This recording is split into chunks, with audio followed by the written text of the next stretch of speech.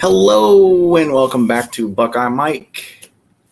Today I want to talk to you about XFL Week 10, baby, the last week of the season here. And my record's been somewhat okay. I think I have about 14 picks correct so far. I have to go back and look at what I had written down, but I think that's where I'm at. Anyway, Week 10, the last week of the regular season. Man, there's so much on the line here. Who is going to make it to play Houston? Who's going to make it in to play DC for the rightful North and South Division championships?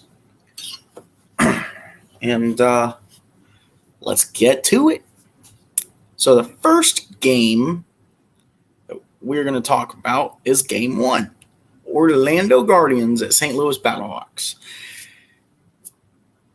Tiano last week for St. Louis was outstanding. Dormady has proven, hey, you should have started me from the beginning for Orlando. I love on-the-field product that we've gotten out of Dormady since he came back. I do not like the way they had to go about it. St. Louis desperately needs the win here.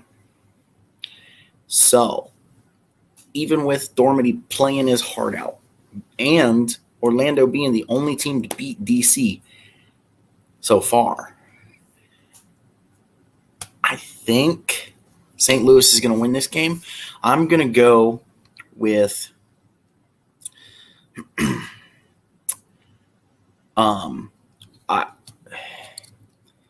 for me,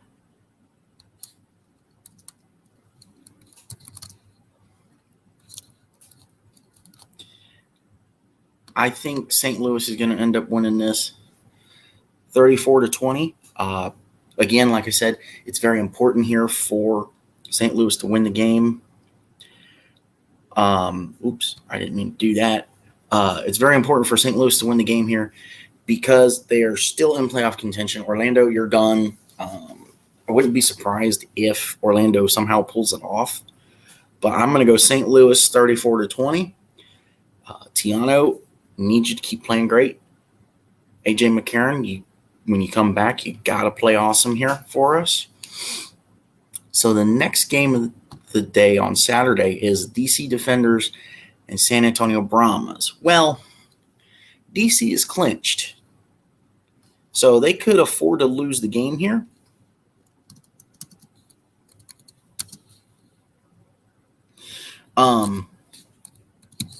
So it wouldn't surprise me if DC wins. I mean, they're just dominant and really good, even though I no longer like them. They're not one of my favorite teams in the league.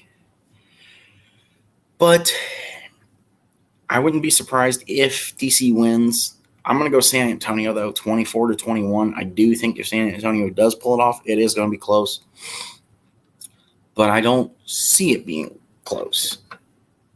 Our next one, as far as this game, it wouldn't shock me if DC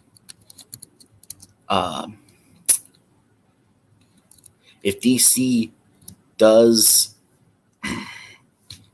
bench all of their starters.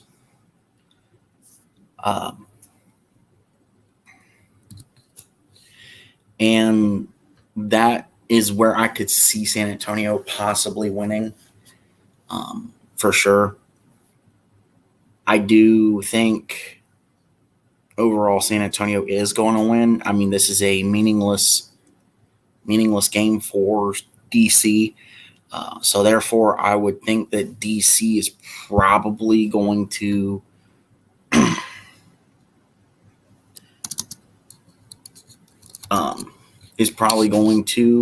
lose the game. I do think it'll be close.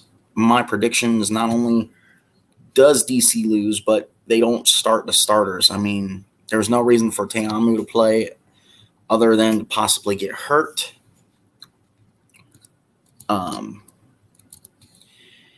And it's not in good interest to play the starters if it's not needed. Like I said, in their eyes, it's a meaningless game. So the next game on the schedule is Houston Roughnecks at Arlington Renegades. And yes, I said Arlington. Again, it's the same thing with DC here. It's going to be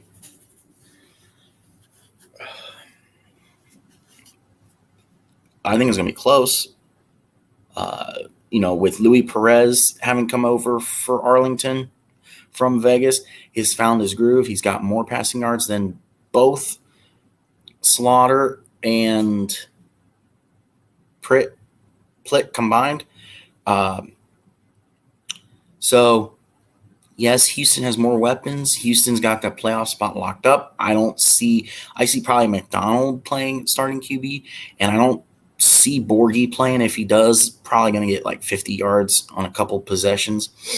But overall, I think Arlington's going to pull it out, and that's going to bring us to our last game of the week, the game to close out the regular season. Vegas Vipers at Seattle Sea Dragons. Now, yes, Vegas could win this game. They potentially could win the game. Absolutely. I think Seattle will win, though. And I think it'll be 34-27 in favor of Seattle. Therefore, bringing it down to a tiebreaker for the North playoff spot. Of course, me with my bias, give it to St. Louis. You're going to bring in more eyes with St. Louis. You're going to have a more competitive game with St. Louis. Give it to St. Louis if this is the case. Now, puts St. Louis at an unfair advantage because St. Louis would need to absolutely destroy Orlando. I think Orlando has basically clawed themselves out of that rut of everybody's just going to run through us, destroy us. We're going to lose every game by like 4 or 5 touchdowns. I think we are well past that point for them. So with that being said, this is my Week 10 XFL preview and predictions. Yes, it's a little rusty. Please bear with me. First video in a while because I've been really busy. So I wanted to get this out to you guys and cap off the regular season for XFL with a bang. Please do not forget, if you like the video, comment, like, and subscribe. We're at 61 subs at the moment. I want to thank and let everyone know that I do appreciate all of the 61 subscribers. So thank you very much. We are going to keep trying our best here to keep pushing forward for more and more subs. I would like to hit 100 subscribers by my birthday. My birthday is May 26th. We've got, if I can find the time, we got the XFL stream for a game coming out this weekend. We've got USFL post-game stream that we're going to do live on site from Canton, Ohio. I will be at the Generals Maulers game this weekend. So we will be live on site from Canton for that. So if you like the video, please give it a thumbs up, comment, subscribe, and I look forward to hearing from all of you. And just leave your predictions for the games in the comments below. And let's see who caps off the season with the most correct predictions. Thank you. Have a great day.